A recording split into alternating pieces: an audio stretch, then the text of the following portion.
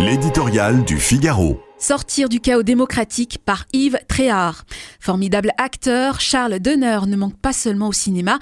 Dans L'aventure, c'est l'aventure, célèbre film sorti en 1972 où il joue les mauvais garçons aux côtés de Lino Ventura et Jacques Brel. Il revendique, dans une scène d'anthologie où il est question de politique, un statut de spécialiste de la clarté dans la confusion.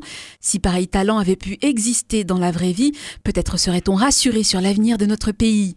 En prononçant la dissolution de l'Assemblée nationale, caprice vengeur d'un homme blessé, Emmanuel Macron a pris tous les risques et compte tenu de l'état éruptif du pays, il n'a pas pu appuyer sur ce bouton nucléaire sans en mesurer toutes les conséquences.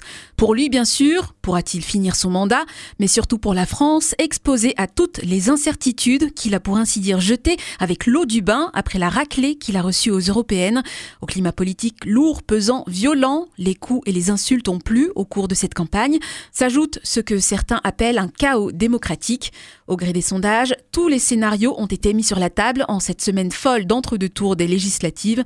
D'abord, la victoire du Rassemblement national, avec toutes les nuances de majorité absolue, relative mais forte, relative mais courte, et dans ce cas inacceptable pour Jordan Bardella.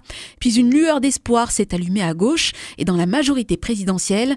Et si la discipline du Front républicain, des désistements, fonctionnait, permettait de gagner, foin des programmes, des partis et des chefs, hier en désaccord sur presque tout, ont alors imaginé pouvoir gouverner ensemble, avec ou sans LFI, avec ou sans Mélenchon.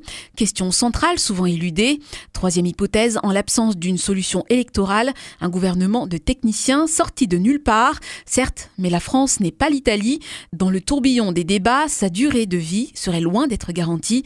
La confusion est totale. Souhaitons que notre pays puisse en sortir autrement qu'à ses dépens.